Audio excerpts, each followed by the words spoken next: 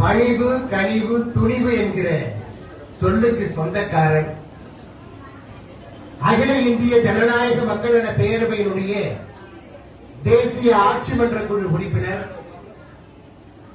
சுவாமி விவேகானந்த பெயரால் அறக்கட்டளையை துவக்கி இல்லாதோருக்கு ஈர்ந்து இயலாதோருக்கு உதவுகின்ற ஈர உள்ளம் கொண்ட மாமனிதர்.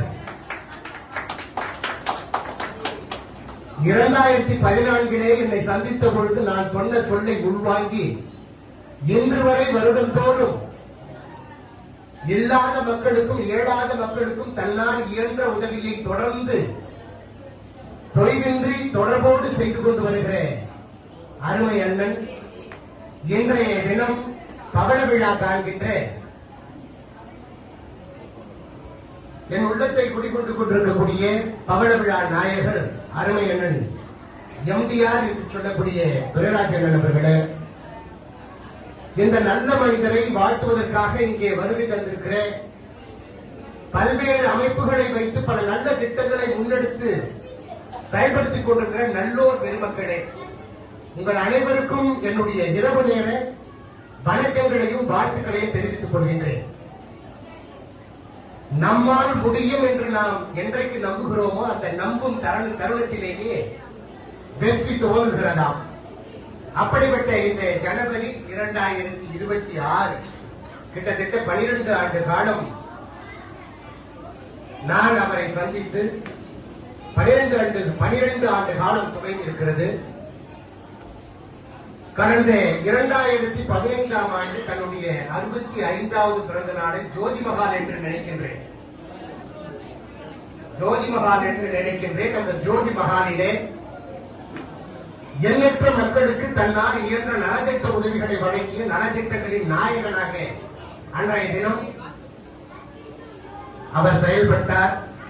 அவரை தொடர்ந்து அவருடைய அன்பை பெற்று அவருடைய அன்பு தம்பியாக இருக்கிற அருமையன் ஏசியன் அவர்கள் தொடர்ந்து வருடந்தோறும் நண்பர் மருத்துவர் ராஜ்குமார் உள்ளிட்ட அம்மையப்ப சேவை மையத்தோடு சேவைக்கு பாலமாக இருக்கிற அருமையன் வெளிச்சத்துக்கு சொந்தக்காரரான இருளப்பரோடு இன்னும் அவருடைய இன்னொரு குருநாதர் உண்டு. ஆண்டுதோறும் மூவருக்கும் சேர்த்துத்தான் அந்த நிகழ்ச்சியை செய்து கொண்டிருப்பார். கடந்த ஆண்டு அவருடைய பிறந்த தினத்திலே நான் வாழ்த்துறையை வழங்குவதற்காக இங்கு வந்திருந்த போது 2026 ஜனவரி அன்று அருமை அண்ணனார் அவர்களுக்கு பவள விழா, அந்த 75வது ஆண்டு விழாவிலே அகில இந்திய ஜனநாயக மக்கள் நல பேரவை தான் அந்த பிறந்த நாளை முன்னெடுக்க வேண்டும், அந்த பிறந்த நாளுக்கான நலத்திட்ட உதவிகளை வழங்க வேண்டும் என்று சொல்லி நான் சொன்னதாக ஏசியன் அண்ணன் சொன்னார். அப்படி இல்லை, அருமையன் ஏசியன் அவர்களே, அந்த பிறந்த நாள் நிகழ்ச்சியை நீங்கள் ஏற்படுத்திட வேண்டும், அந்த நலத்திட்ட உதவிகளை மக்கள் நல பேரவை நேரில் வந்து வழங்கும் என்று சொன்னேன். எது எப்படியோ அருமை அண்ணனும் என்னுடைய அன்பு தம்பி பல இளைஞர்களுக்கு வழிகாட்டியாகவும் எனக்கு உறுதுணையாகவும் எனக்கு தம்பியாகவும் தோழருக்கு தோல் கொடுக்கக்கூடிய தோழனாகவும் இருக்கிற ஸ்மார்ட் இந்தியா கன்சல்டன்ட் நிறுவனத்தினுடைய எம்டி என்னுடைய அன்பு தம்பி திரு ஸ்மார்ட் வினோத் அவருடைய மனைவி மற்றும் தாயோடு உறவுகளோடு இங்கே வருகை தந்திருக்கிறார். அவருக்கு உறுதுணையாக இருக்கிற நட்பு வட்டங்களோடு தம்பிமார்களோடு இந்த நிகழ்ச்சிக்கு இங்கே வருகை தந்து இந்த நிகழ்ச்சியை சிறப்பித்துக் கொண்டிருக்கிறார். நானும் என் மகளோடும் மருமகனோடும் மைத்துனோடும் இங்கே வருகை தந்திருக்கிறேன். நல்ல மனிதரை வாழ்த்துவதற்காக நல்ல உணர்வுகள் இங்கே கூடியிருக்கிறது.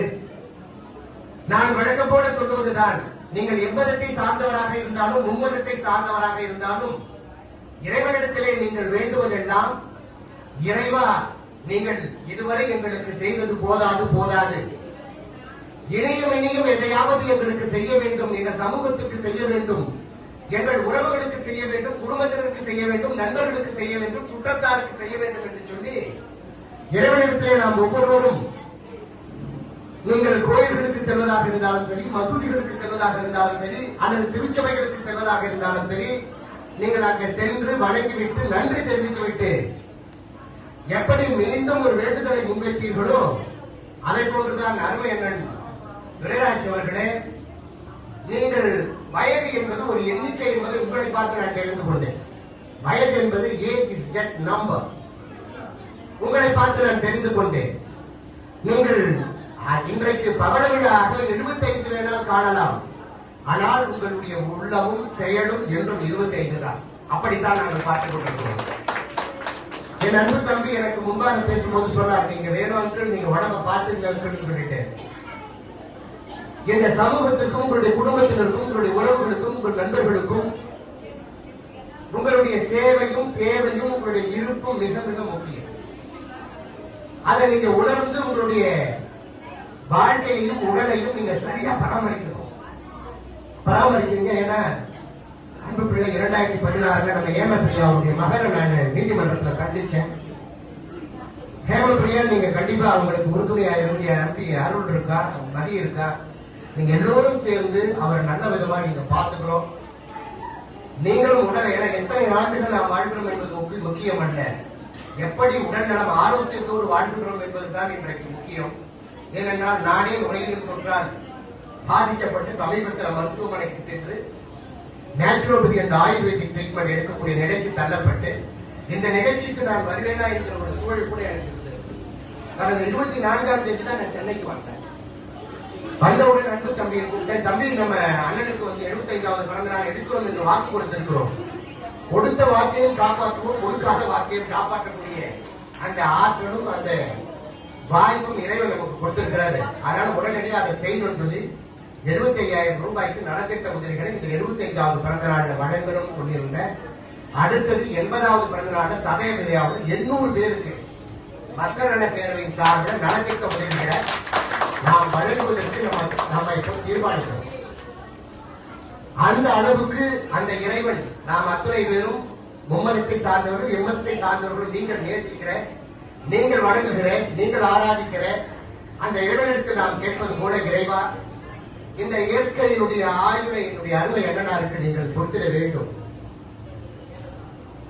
நாங்கள் எல்லோரும் இன்புற்று வாழ்வது போல எங்கள் அருமை அண்ணன் அவர்களும் இன்புற்று வாழ வேண்டும்.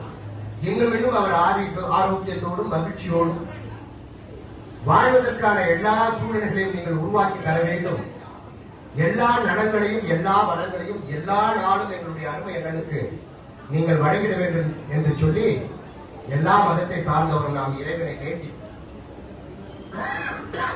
இதுவரை நீங்கள் செய்த இந்த சமூக சேவை எண்ணற்ற நலத்திட்டங்களை போன்று இன்னும் இன்னும் நிறைய நீங்கள் செய்திட வேண்டும். இறைவன் அதற்கு உங்களுக்கு எல்லா வாய்ப்புகளையும் உருவாக்கி தர வேண்டும் என்று சொல்லி எல்லாம் வல்ல இறைவனை வேண்டி இங்கே எனக்கு முன்பாக என்னுடைய அருமை சிவாஜி கிருஷ்ணமூர்த்தி அவர்கள் குறிப்பிட்ட அத்தனை நபர்களையும் நானும் குறிப்பிட்டு அவர்களுடைய நல்ல உள்ளத்திற்கான வாழ்த்துக்களோடு என்னுடைய அருமை நிருளப்பனாக இருக்கட்டும், ஜப்பாராக இருக்கட்டும், அதே போல ஏசியலாக இருக்கட்டும், அதற்கு முன்பாக இன்னும் எத்தனை நல்ல உள்ளங்கள் வாழ்த்தினார்களோ அத்தனை வாழ்த்துக்களோடு என்னுடைய வாழ்த்துக்களை பதிவு செய்து இந்த அற்புதமான வாய்ப்பு கிட்டத்தட்ட 12 ஆண்டுகள் அவரோடு நாங்கள் பயணித்திருக்கிறோம் என்று சொல்லி சமகாலத்திலே நாங்கள் அந்த வாழ்ந்த வாழ்க்கையை நினைத்து இன்னும் 100 ஆண்டு காலம் வாழ வேண்டும். 80வது சதய விழா மட்டுமல்ல, 100வது ஆண்டு விழாவையும் இந்த மக்கள் நல பேரவை தொடர்ந்து முன்னெடுக்க வேண்டும் என்று சொல்லி அதற்கான வாய்ப்புகளையும் சூழ்நிலைகளையும் இயற்கையும் இறைவனும் உண்டாக்கி தர வேண்டும் என்று சொல்லி நான் வேண்டி விரும்பி இந்த வாய்ப்புக்கு நன்றி பாராட்டி விடைபெறுகிறேன். நன்றி, வணக்கம்.